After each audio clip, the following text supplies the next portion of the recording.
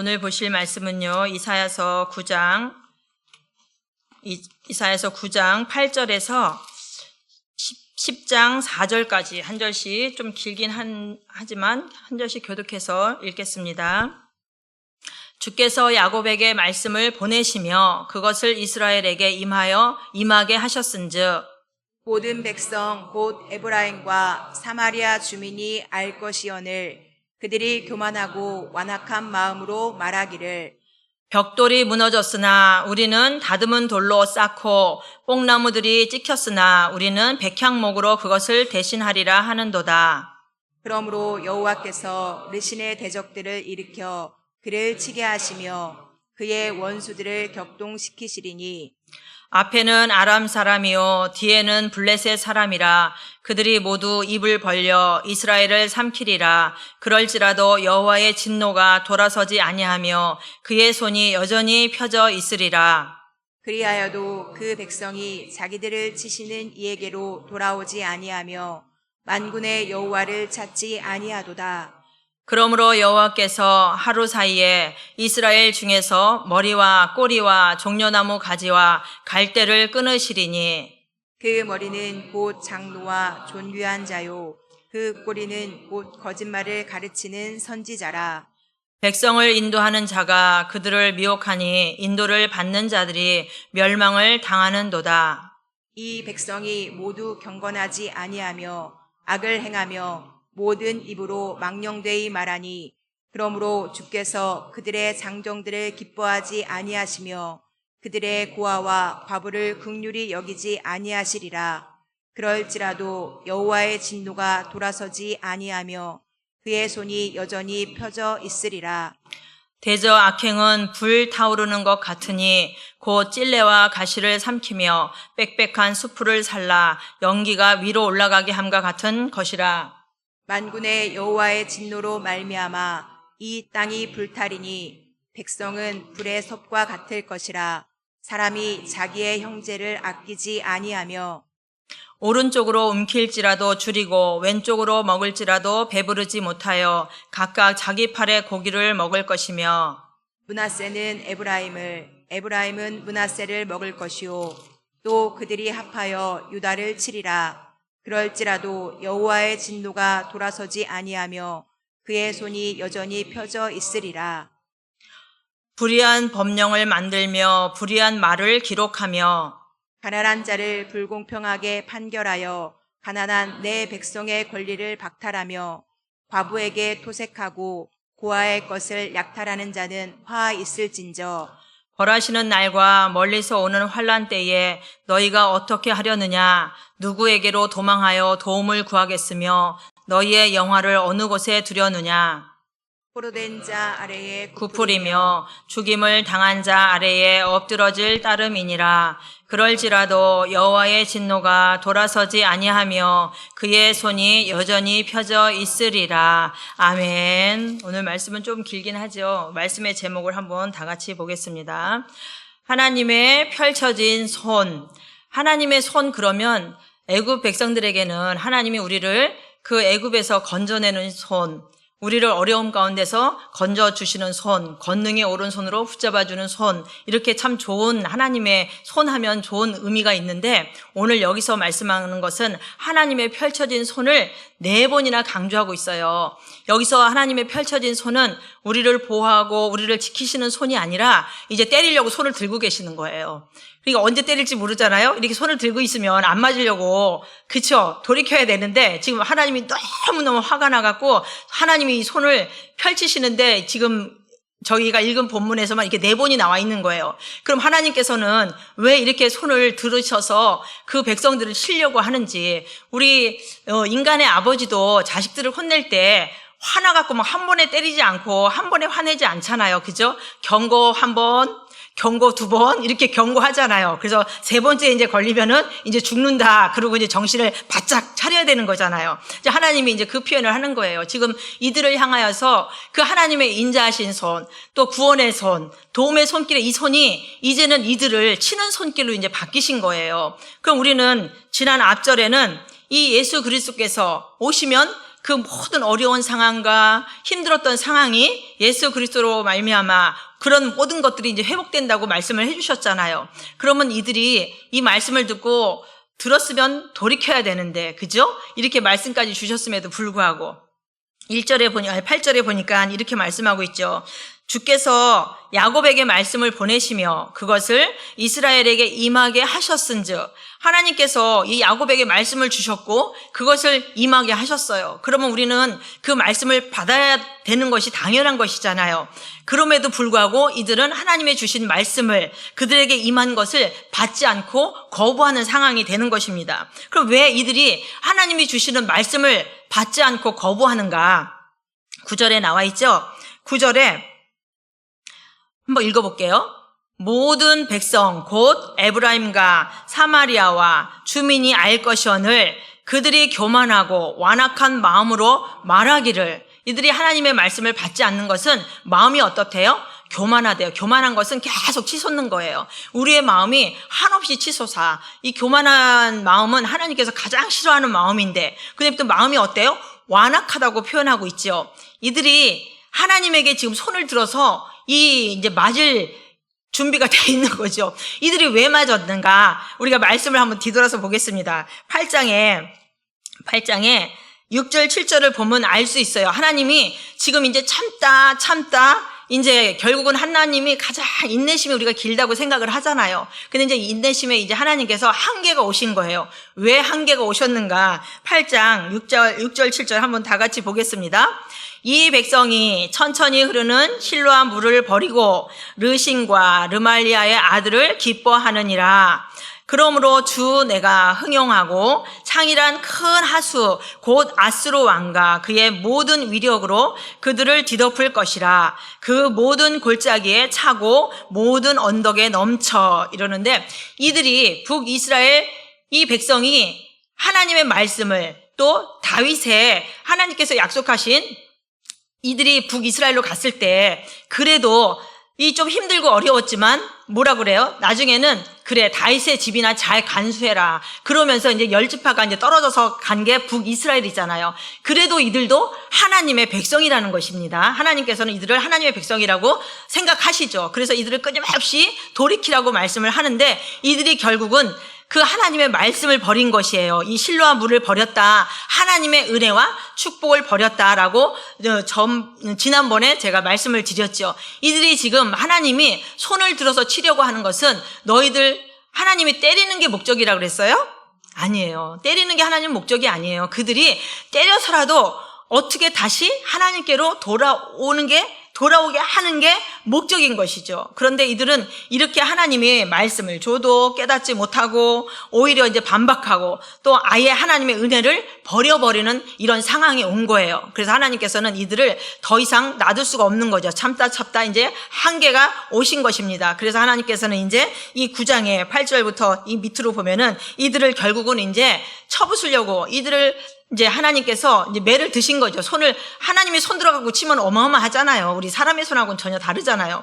그럼에도 이들은 지금 깨닫지 못하고 말씀을 줬음에도 받지도 않고 지금 이런 상황으로 나가고 있는 건데, 하나님께서는 이들의 완악함과 교만한 마음에 한도 끝도 없기 때문에 이제 북이스라엘 이들을 이제 심판하려고 하시는 것입니다. 이들이 이 심판을 당하는 것은 하나님의 말씀을 버리고 그들의 마음이 교만하고 완악한 마음으로 되어졌다는 것이죠. 또 10절에 한번 보겠습니다. 10절은 같이 읽어보겠습니다. 벽돌이 무너졌으나 우리는 다듬은 돌로 쌓고 뽕나무들이 찍혔으나 우리는 백향목으로 그것을 대신하리라 하는도다. 이게 무슨 말이냐면, 하나님께서 이제 북이스라엘을 치기로 마음을 먹으셨어요. 그렇게 계속 경고하잖아요. 너희들 이렇게 하면 이제 계속 아수르가 쳐들어오고 이렇게 해서 너희들을 이제 포로로 끌려가고, 이 경고를 계속 하고 있잖아요. 그런데 이들이 그 말을 듣고도 뭐라고 하냐면, 벽돌이 무너졌어? 우리는 이 시대의 벽돌은 좀 허술하잖아요. 지푸라기 넣고 뭐 이렇게 쪄갖고 만들어갖고 싸봐야 뭐 튼튼하겠어요?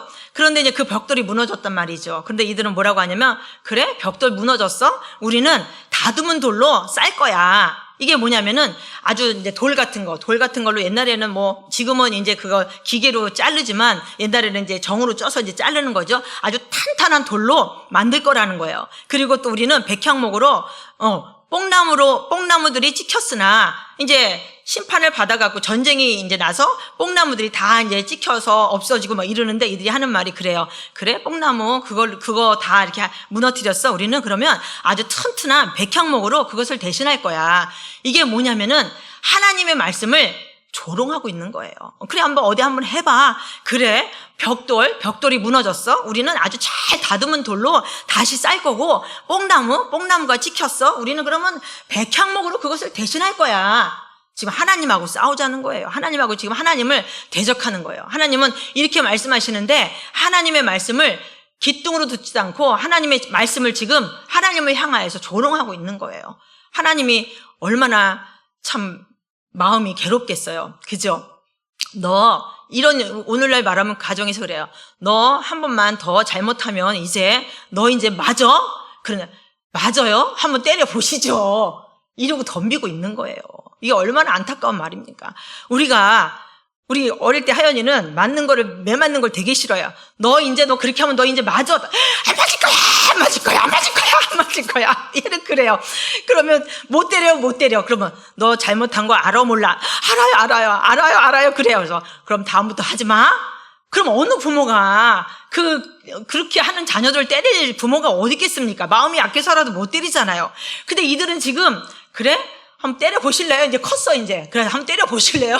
막 이래요. 사실 아버지보다 더 큰 자식들은 솔직히 때리기 힘들어요. 때리려면 벌써 팔 잡으니까는 건드지를 못하잖아요. 근데 지금 이들이 하나님의 큰 은혜를 받고 살았던 이 백성이, 하나님의 은혜 없이는 살 수 없었던 이 백성들이 이제 와서는 하나님의 돌이키라고 경고함에도 불구하고 이들이 그래, 어디 한번 해보시죠.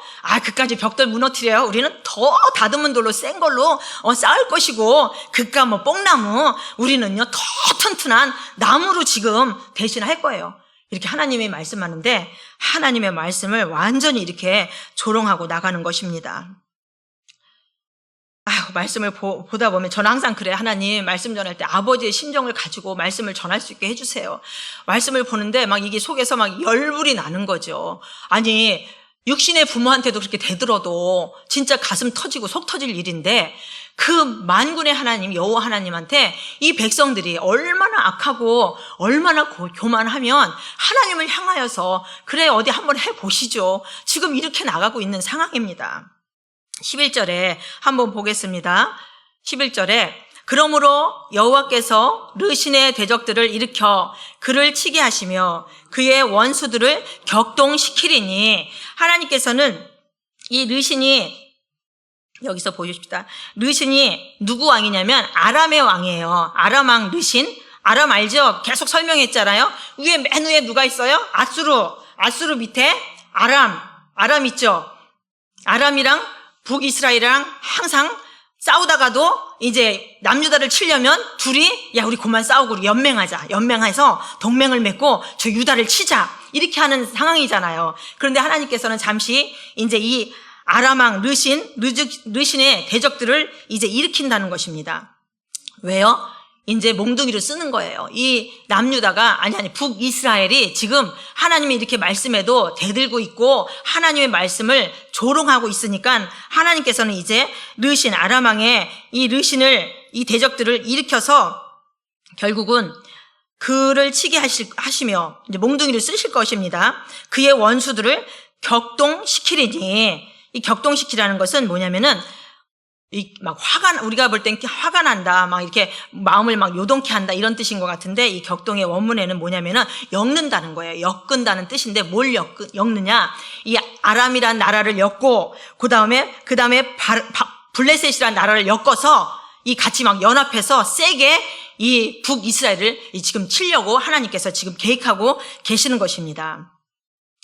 이제 강하게 만들어서 이제 이 북이스라엘을 치러 오겠죠?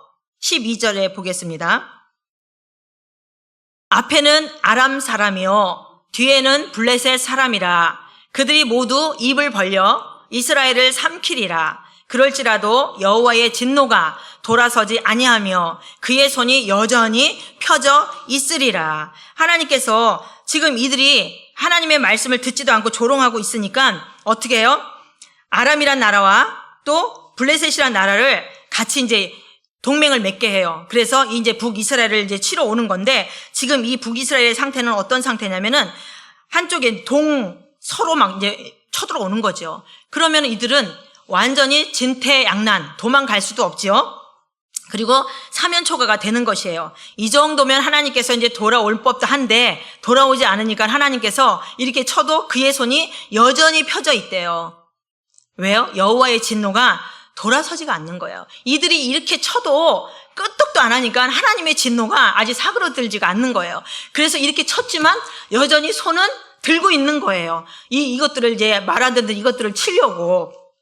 보세요. 13절에 그리하여도 뭐래요? 그 백성이 자기들을 치시는 이에게로 돌아오지 아니하며 만군의 여호와를 찾지 아니하는도다. 하나님께서는 너희들이 이렇게 고통스럽니? 이렇게 전쟁으로 어려움을 당하고 있어? 그럼 하나님께서는 돌아올 줄 아는 거예요. 이들이 돌이키기를 원하고 돌아오기를 간절히 바래서 이들을 때려주는 거잖아요. 부모가 자식을 때릴 때 죽으라고 때리는 거 아니잖아요. 그런데 이 자식들은 막 곡해하는 거죠. 아버지가 지금 날 죽이려고 그런다고 오해해갖고 막 집도 나가고, 너도 한번 당해봐라. 그리고 이제 집 나가고, 아들들이 그러잖아요. 그런데 하나님께서는 이 부모도 마찬가지로 자녀들을 때릴 때에는 잘못을 좀 깨닫고, 아버지 잘못했어요. 그러면 어느 부모가 그렇게 잘못했다고 하는 자식 앞에서 그렇게 매를 두들겨 패진 않죠. 그런데 하나님이랑 똑같은 심정인 거예요. 이들이 이렇게 전쟁으로 고통당하고 어려움을 당하면 하나님께로, 하나님 잘못했어요. 저희 좀 살려주세요. 그러고 돌아올 줄 아는 거예요. 그런데 돌아오지 아니하니까 하나님께서는 이 진노가 사그러들지 않는 것이죠. 그러니까 우리가 지금 읽는 내내 손을 펼치신다는 그 대목이 4번이나 지금 나오고 있는 거예요. 한 번 얻어 맞았으면 좀 됐죠. 그죠? 근데 지금 아직 3번 더 남았어요. 마실려면. 14절에 한번 보겠습니다. 14절에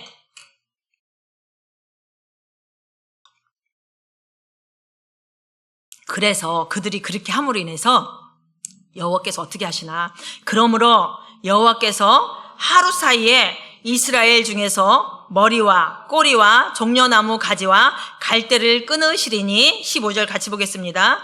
그 머리는 곧 장로와 존귀한 자요, 그 꼬리는 곧 거짓말을 가르치는 선지자라.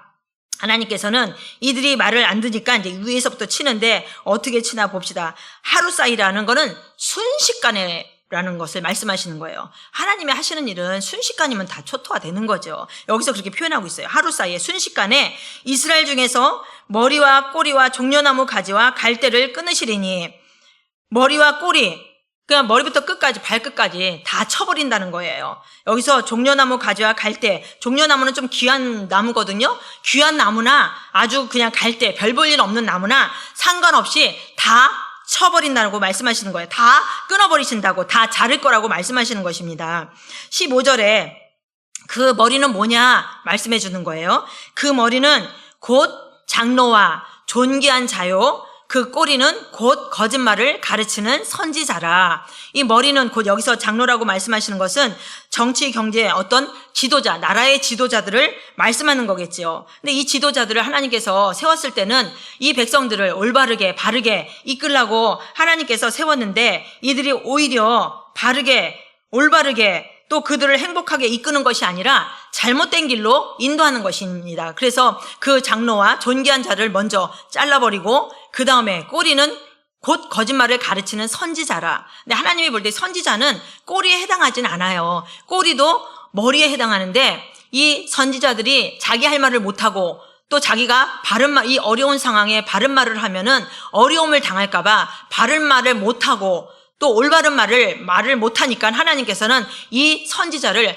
꼬리라고 이렇게 아주 낮춰서 표현하는 것입니다. 오늘날도 마찬가지예요. 목사님들이 말씀할 때 이 마지막 때는 축복받아라, 축복받아라. 그러면 교회가 너무너무 부흥이 잘 된다고 해요. 그런데 회개하라 막 이러면은 사람들이 그런데요. 내가 오늘 위로받으러 왔는데 회개만 외친다고, 아주 듣기 싫어 죽겠다고 이렇게 말을 한대요. 그래서 교회가 부흥이 안 된다는 것이에요. 그런데 교회가 부흥과 상관없이 하나님의 백성들에게 하나님의 마음을 가지고 회개하든 축복을 말하던, 그쵸?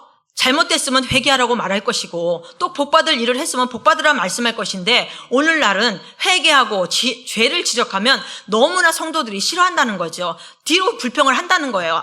위로를 받으러 왔는데 그렇게 죄를 지적하고 막 이런 설교를 한다고, 듣기 싫다고. 그러니까 많은 큰 교회들이 복, 그래서 그런 복에 대한 설교를 하면 그렇게 성도들이 좋아하고 부흥이 되고 그런다고 합니다. 근데 그것은 하나님이 원치 않는 거겠죠. 여기서 오늘 말씀한 것처럼 선지자는 우리 말씀을 듣지만 이사야 선지자도 마찬가지고 여러 선지자들이 있지만 결국은 이 선지자들이 너무나 이 시대의 어려움을 옳은 말을 하니까 결국 거의 다 돌 맞아서 많이 죽었죠. 내가 죽을지언정 하나님이 세운 자리에서는 회개할 거리가 있으면 회개하라 말씀하는 거고 죄가 있으면 죄를 지적하는 것이 오늘날 하나님께서 세우신 선지자여 목회자인데 이 시대에도 선지자가 바른 말을 못하는 거예요. 왜? 내가 어려움을 당할까 봐, 내가 불이익을 당할까 봐 말을 못하니까 하나님께서는 이 귀한 선지자를 꼬리로 치부해 버리는 것입니다. 왜? 할 말을 하라고 세운 선지자가 할 말을 못하니까 하나님께서는 이 자는 그냥 꼬리와 별 다름이 없다라고 말씀을 하는 것입니다. 이래서 이 지도자들을 하나님께서는 먼저, 그리고 선지자들을 뭐라고 말씀하시냐면 이들을 먼저 칠 것이라는 것이죠. 16절에 한번 보겠습니다. 16절에 백성을 인도하는 자가 그들을 미혹하니 인도를 받는 자들이 멸망을 당하는도다. 네, 지도자들은 어찌됐든지 백성들을 잘 이끌려고 세운 거고 왕도 마찬가지고 왕은 하나님의 그 말씀 따라 하나님의 계획 따라 그 백성들을 다스려야 될 의무가 있는데 자기 마음대로 자기 욕심대로 우상을 섬기며 이렇게 나가니까 하나님께서는 위에 그 지도자부터 먼저 이제 치시는데 백성을 인도하는 자가 바르게 인도해야 되잖아요. 옳은 길로, 곧은 길로 그렇게 인도하여서 백성들이 행복한 길로 갈 수 있도록 해야 되는 것이 지도자들의 책임이고 왕의 책임인 것을, 그런데 이들이 그렇게 하지 못하는 것이죠. 그리고 인도자가 그들을 더 나쁜 길로, 악한 길로, 미혹하는 길로 그렇게 가기 때문에 이들은 결국은 멸망을 당할 것이라고 말씀해 주십니다. 17절에 한번 보겠습니다. 이 백성이 모두 경건하지 아니하며 악을 행하며 모든 입으로 망령되이 말하니 그러므로 주께서 그들의 장정들을 기뻐하지 아니하시며 그들의 고아와 가부를 긍휼히 여기지 아니하시리라. 그럴지라도 여호와의 진노가 돌아서지 아니하며 그의 손이 여전히 펴져 있으리라. 두 번째, 아직도 주님은 이들을 향하여 손을 펼치고 계십니다. 이들을 치기 위해 손을 들고 계시는 것이죠. 이 백성들이 왜 하나님께 징계를 당해요? 경건하지 아니함으로. 말씀을 버린 자들은요, 경건히 살 수가 없는 것이에요. 그들이 하나님 말씀이 없는데 어떻게 하나님이 원하는 대로 거룩하고 경건하게 살 수가 있겠습니까? 오늘날 우리도 마찬가지입니다. 하나님 말씀 없이 사는 자들, 듣기는 들어도 듣지 않고 깨닫지 못하는 자들, 하나님의 마당 뜰만 밟는 자들은 하나님이 원하는 대로 거룩한 삶을 살 수가 없다는 것이죠. 하나님께서는 이들이 경건하지 아니함으로 치시는 것입니다. 우리도 하나님을 믿는다 하고 하지만 하나님의 말씀이 없으면은 그냥 세상 따라 악하게 살 수밖에 없고 그냥 내 생각대로만 살 수밖에 없는 것이에요. 결국은 우리는 그나마 하나님이 붙잡고 있으니 감사한 거죠. 이 자리에 나와서 하나님의 말씀을 듣는 것 자체가 복인 줄로 믿습니다. 그래서 이들이 하나님의 말씀이 없으니까 어떠냐? 악을 행한다고 말씀하고 계세요. 그리고 모든 입으로 망령되이 말하니, 하나님의 백성임에도 불구하고 하나님의 말씀이 없으니 이들이 행하는 것마다 악을 행하고 그들이 말하는 것마다 망령되이 말하니, 망령되이는 뭐예요? 망령 들려갖고 이게 그냥 욕하고 말하고 분별 없이 말하는 것을 망령되이 말한다고 하잖아요. 지금 이들의 상태가 이렇게 되었다는 것이죠. 내가 너희에게 입술을 지은 것은 나를 찬양하게, 나에게 예배드리고 기도하게 하나님께서 그 입술을 지었건만 이들의 입술은 더 이상 입술이 아닌 것이죠. 그 입으로, 하나님이 지으신 입으로 하나님을 대적하고 하나님을 조롱하는 그러한 입이 되었다는 것입니다. 그래서 하나님께서는 그런 자들을 하나님께서는 이제 치시려고 손을 들고 계십니다. 그러므로 주께서 그들의 장정들을 기뻐하지 아니하시며, 우리가 이렇게 읽으면 그냥 장정들, 어른들을 기뻐하지 않는가 이렇게 말을 할 수 있는데요. 말씀에 깊이 들어가면은 이 장정들은 어떤 장정들이냐면 싸울 수 있는 군인들을 말하는 것입니다. 이들을 기뻐하지 않는다는 것은 너희가 전쟁을 준비하고 전쟁에 나가도 나는 너희들을 더 이상 돕지 않을 것이라는 것이죠. 그 뜻입니다. 그들의 고아와 가부를 긍휼히 여기지 아니하시리라. 이 사회에 하나님께서 가장 긍휼히 여기는 그 계층이 어디냐면 고아와 가부인 거죠. 고아와 가부를 압제하거나 그들을 고통 가운데 놔두면 가만히 안 두시죠. 그런데 하나님께서는 지금 뭐라고 말씀하시냐면 고아와 가부를 긍휼히 여기지 아니하시리라.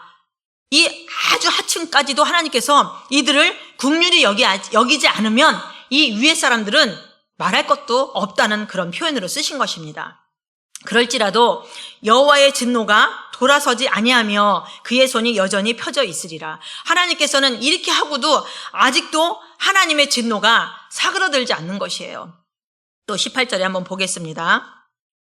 대저 악행은 불타오르는 것 같으니 곧 찔레와 가시를 삼키며 빽빽한 수풀을 살라 연기가 위로 올라가게 함과 같은 것이라. 이들의 악행이 별거 아닌 것 같은데 이 시작은 별거 아닌 것 같아요. 악행이 시작될 때는 그 표현인 것입니다. 찔레와 가시만 삼킨대요. 처음 너희들이 한 악행이 찔레와 가시를 삼키지만 나중에는 그 악이 쌓여서 뭐라 그래요? 수풀을 살라 연기가 위로 올라가게 함과 같을 것이라. 순식간에 그들의 악이 쌓인 것들이 온 수풀을 다 태우고도 남는다는 것이죠. 그러니까 이들의 악행이 어마어마하다는 것을 지금 말씀하고 계시는 것입니다. 엄청난 그들의 악행이, 그러니까 또 한편으로는 엄청난 파괴력이 있다는 것이죠. 하나님의 백성의 악행이 이렇게 엄청난 파괴력을 가지면 안 되는 것이죠. 하나님이 분노할 수밖에 없고 하나님의 이 진노가 사그러들지가 않을 수밖에 없는 것이죠. 19절에 보겠습니다. 만군의 여호와의 진노로 말미암아 이 땅이 불타리니 백성은 불의 섭과 같을 것이라. 사람이 자기의 형제를 아끼지 아니하며 이들이 하나님의 진노로 말미암아 이 땅이 다 불타버린다는 것이죠. 전쟁으로 인하여서 다 없어진다는 거예요. 불태우고 또 사람들은 다 끌려가고 하물며 하나님이 고아와 가부를 불쌍히 여기지 않으면은 그게 맨 밑이잖아요. 그러니까 그 위에는 말할 것도 없이 그냥 다 싹 쓸어버린다는 그런 표현을 말씀하고 계시는데 이 백성은 어떻게 해요? 불의 섭과 같을 것이라. 불의 섭. 그냥 순식간에 확 타버리는 것을 말씀하고 있잖아요. 그런데 또 이들이 어떤 죄가 있느냐? 사람이 자기 형제를 아끼지 아니하며 20절에 보겠습니다. 오른쪽으로 움킬지라도 줄이고 왼쪽으로 먹을지라도 배부르지 못하며 각각 자기 팔의 고기를 먹을 것이며 21절에 한번 같이 볼게요. 므낫세는 에브라임은 므낫세를 먹을 것이요 또 그들이 합하여 유다를 치리라. 그럴지라도 여호와의 진노가 돌아서지 아니하며 그의 손이 여전히 펴져 있으리라. 하나님께서 므낫세와 에브라임은 요셉의 자녀로 형제잖아요. 그런데 불구하고 이들이 매일 싸우는 거예요. 싸우면서 서로 더 먹겠다고. 그런데 오른쪽으로 움켜도 왼쪽으로는 먹을지라도 배부르지 못하며 또 각각 자기 팔의 고기를 먹을 것이며 형제와 싸우는 것은 이렇게 말씀을 표현하는 거예요. 형제가 어찌 싸울 수 있겠습니까? 그런데 형제가 이렇게 싸우고 나중에는 형제를 아끼지 아니하고 그리고 먹고도 배부르지 않아. 이것이 나중에는 자기 팔의 고기를 먹을 것이며 너무나 무섭죠. 자기 팔의 고기를 먹는 것, 형제와 물고 하고 싸우는 것은 결국은 자기 팔을 물어뜯는 것과 마찬가지로 자기 팔의 고기를 먹을 것이라고 하나님께서 이렇게 표현하고 있는 것입니다. 그래서 결국은 이 므낫세는 에브라임은 므낫세를 먹을 것이요 또 그들이 합하여 유다를 치리라. 북이스라엘이잖아요. 결국은 북이스라엘은 다윗의 그 구속사를 알고 있잖아요. 그럼에도 불구하고 이 북이스라엘이 아람이 같이 합쳐서 우리 연합해서 동맹해서 저 남유다를 치자 그랬을 때 반대를 해야 되잖아요. 그래도 그거는 안 된다고 말려야 되는데 이 북이스라엘이 함께 아람이랑 손잡고 이 남유다를 치러 결국은 오잖아요. 그러니까 하나님께서는 이것을 그렇게 표현하는 거예요. 자기 형제를 아끼지 아니하고 또 자기 형제의 매일 므낫세와 에브라임은 형제임에도 불구하고 물어뜯고 싸우고 서로 더 먹겠다고 싸우는 것이죠. 그러면서 결국은 자기 팔의 고기를 먹을 것이며 하나님이 이 형제들이 싸우는 모습을 보면서 참 마음이 아프시겠죠. 그러면서 이렇게 표현하는 거죠. 결국은 자기 형제를 북이스라엘이 남유다를 치러 오잖아요. 이것을 그렇게 표현해서 말씀하시는 것이에요. 그러니까 하나님의 진노가 더 심하죠. 왜? 그래도 아람은 이방 나라잖아요. 모르잖아요. 그러니까는 같이 연합해서 친다 해도 안 된다. 해야 됨에도 불구하고 더 하나가 되어서 치고 아하스 왕이죠. 아하스 왕을 또 왕으로 세우고 아하스 왕이 지금 그 시대에 왕을 하고 있었을 때 아하스 왕을 죽이자는 거죠. 남유다에 있는 아하스 왕을 죽이고 그 아들 누구였죠? 생각이 잘 안 나네요.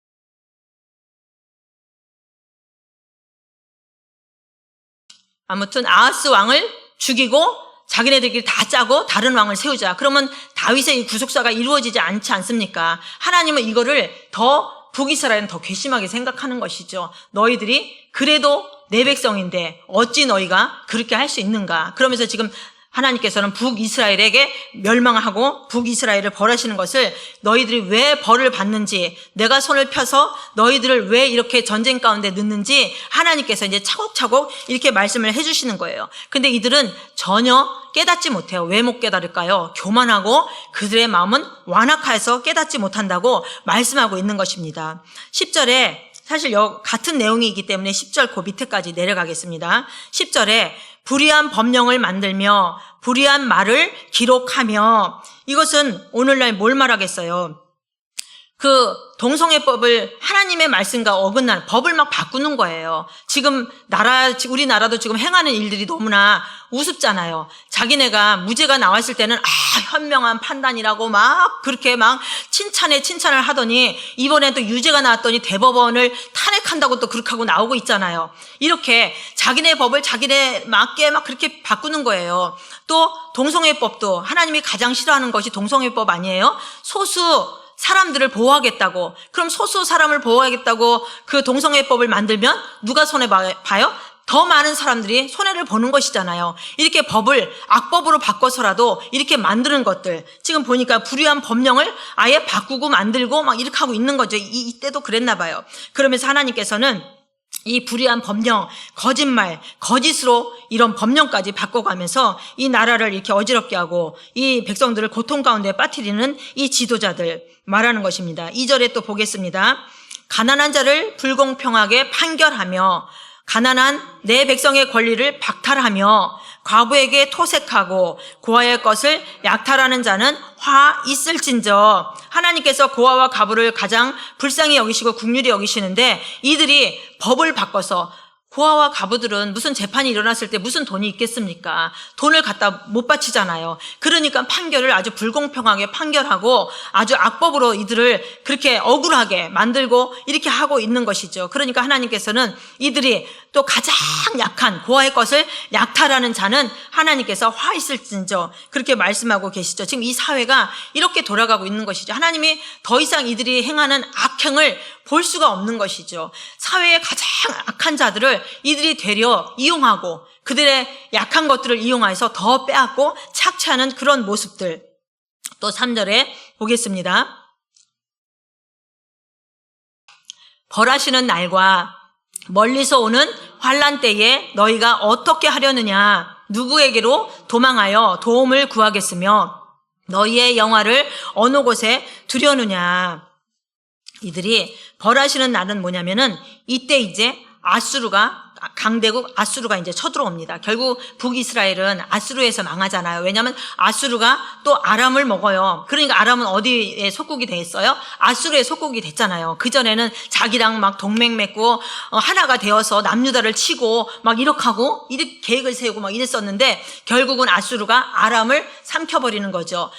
그 아람도 많이 의지했잖아요. 북이스라엘이. 그랬지만 아수르에서 아람이 망하잖아요. 결국은 아람이 아수르의 속국이 되는 것입니다. 그래서 여기서 말하기를 벌하시는 날은 이제 북이스라엘을 아수르가 쳐들어오는 날을 말하는 것입니다. 이 아수르가 멀기도 멀잖아요. 멀리서라도 하나님께서는 이들을 이 북이스라엘을 때리는 도구로, 막대기로 이제 사용하는 것입니다. 이 환난 때에 너희가 어떻게 하려고 그러느냐. 그러니까 이거를 당하지 말라고 돌이켜라 이러고 말하는데도 이들은 말 듣지도 않고 누구에게로 도망하여 도움을 구하겠느냐. 왜? 그전에는 아람도 의지했잖아요. 아람도 의지했는데 지금 아수르의 속국이 되어버렸어요. 그러니까 자기네가 의지했던 이 아람도 속국이 되어버렸고 결국은 나중에는 이 북이스라엘도 그 맨 후에 아수르를 의지했잖아요. 처음에 아람과 북이스라엘이 연합해갖고 남유다를 치러 오려고 하나가 됐었잖아요. 그때는. 그래서 자기네는 같이 합치자고 같이 동맹해서 아수르를 치자고 했을 때 강대국이니까 아수르란 나라를 의지했잖아요. 그런데 그 의지한 그 아수르가 지금은 아람을 쳐서 아람이 속국이 됐고 의지할 데가 아무 데도 없는 거예요. 지금 북이스라엘은. 그러니까 의지할 곳은 누구예요? 오로지 하나님께로 돌아가는 것이 그들이 살 길인데도 불구하고 이제 자기네들이 의지했던 것들이 다 그렇게 되어버리니까 하나님께서는 너희들이 진짜 이렇게 될 때에 어디로 도망갈 거냐, 누구 도움을 받으려고 그러느냐 이렇게 말하면 깨달아야 되는데도 못 깨달아요.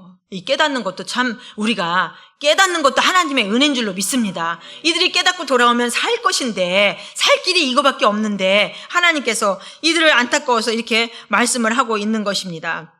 4절 마지막에 보겠습니다. 포로된 자 아래에 굽으리며 죽임을 당한 자 아래에 엎드러질 따름이니라. 그럴지라도 여호와의 진노가 돌아서지 아니하며 그의 손이 여전히 펴져 있으리라. 이들의 상황이 얼마나 처참하냐면 포로된 자가 무슨 힘이 있습니까? 아무 힘도 없고 포로로 끌려간 자, 포로된 자, 오히려 그 포로된 자 밑에 굽으리는 신세가 되었다는 것이에요. 그러니까 아주 완전히 바닥으로 내려간 거죠. 그리고 죽임을 당한 자 아래에 엎드러질 따름이니라. 그럼에도 불구하고 이들이 돌이키지 아니하니까 하나님은 여전히 여기서 여호와의 진노가 돌아서지 아니하며 깨닫지 못하면 하나님께서는 계속해서 이들이 깨달을 때까지 아직도 10장 4절에 손을 여전히 펴고 계시는 거예요. 안 맞으려면 빨리 돌이키고 돌아와야 되는데 아직도 못 깨달아요. 그래서 하나님께서는 오늘 이 말씀을 통하여서 우리에게 깨닫게 하시는 것은 무엇이냐. 하나님의 말씀이 없어서 조롱하는 자들, 경건하지 않는 자, 너희들이 경건하지 않아서 1차로 심판하는 것이죠. 하나님을 경외하지 않는 자, 하나님의 말씀이 없는 자, 너희들이 하나님의 말씀을 버렸기 때문에 결국은 심판에 들어갈 수밖에 없고 하나님의 말씀을 버린 자는 교만하고 완악하고 하나님을 되려 조롱하는 그러한 자들을 하나님께서는 심판하시는 거예요. 두 번째로는 뭐냐면은 하나님께서 우리에게 말씀하시는 것은 형제는 서로 아끼라고 아끼는 존재잖아요. 그리고 잠언에 보면 형제는 위급할 때 하나님이 그래서 형제를 준 거래요. 위급할 때 형제에게 구하라고 하나님께서는 형제를 줬다고 말씀하고 계시는데 이들은 형제가 서로 물어뜯고 서로 더 가지려고 하고 결국은 하나님께서는 이 모습을 보면서 형제를 아끼고 사랑하는 것을 원하셨어요. 그런데 더 아끼고 사랑하는 것보다 그들에게 형제에게 더 싸움을 걸고 형제 것을 더 못 뺏어서 안달이 났잖아요. 하나님은 이 모습을 보고 오늘날 우리에게 말씀해 주시는 거예요. 우리 형제는 누구예요? 우리의 이웃은 누구예요? 나 빼고 다 이웃이고 형제잖아요. 교회 안에서도 다 형제잖아요. 하나님께서 말씀하는 거예요. 그러면 우리는 그 형제를 목회자는 성도는 목회자를 또 존중해 나가야 되고 목회자는 또 성도들을 사랑하고 또 아끼고 이런 마음이 있어야 되고 또 우리에게 지체로 붙여줬잖아요. 다 우리 서로는 각자가 지체라고 말씀했잖아요. 하나님께서 우연히 이렇게 맺어준 것이 아니라 각 지체로 맺어줬다는 거죠. 그러면 우리는 다 영적으로 형제라는 것이죠. 그러면 영적인 형제끼리 으르렁거리고 싸우면 하나님께서 심판하시는 것이죠. 너희들이 왜 그렇게 사느냐. 그런데 또 각 목원들이 있잖아요. 목자는 또 목원들을 사랑하고 아끼고 그들을 또 하나님께로 바로 인도할 목적이 있는 것이고, 또 목원들은 목자가 좀 부족하더라도 그 목자의 말에 따르고 순종하는 것이 하나님이 오늘날 우리에게 원하신 일로 믿습니다. 그런데 우리는 세상 사람보다 더 교회 안에 갈등이 더 많고 더 힘든 게 많고 더 그들과 대적하고 있는 것들이 더 많음을 볼 수 있잖아요. 하나님께서는 오늘 이 말씀을 통하여서 내가 너희들에게 붙여준 그 지체, 또 각 목장 식구들, 각 교회 안에 성도들, 하나님께서 각양 모양으로 하나님이 우리에게 붙여준 줄로 믿습니다. 그래서 이들처럼 서로 물고 뜯고 싸우는 것이 아니라 하나님이 붙여준 이 지체들과 5월 달에 달력을 보니까요, 서로 사랑하라가 나와 있더라고요. 그게 더 참 마음에 와닿더라고요. 우리가 그간 서로 으르렁거리고 사랑하지 못하고 살았으면 5월에 그 달력을 보면서 이제 다시금 하나님께서 붙여준 우리 지체들, 하나님께서 맺어준 이 영적인 형제들끼리 서로 사랑하고 아끼며 사랑하는 여러분들이 되기를 원합니다. 그래서 하나님은 오늘 이러한 자들을 심판했듯이 우리는 이 심판의 자리로 서는 것이 아니라 반대로 살아야 되잖아요. 하나님을 경외하고 또 내 형제들을 사랑하는 자들에게 하나님의 은혜와 축복이 임할 줄로 믿습니다. 아멘. 우리 이 말씀을 듣고 잠깐 말씀 생각하시면서 통성으로 잠깐 기도하겠습니다. 주여! 사랑의 아버지 하나님, 고맙고 감사를 드립니다. 아버지, 이 시간에도 하나님의 이 귀한 말씀으로 저희들을 먹이시고 입히시니 감사합니다. 오늘도 말씀을 통하여 깨닫는 지혜를 더하여 주시옵소서. 우리의 힘으로는 아무것도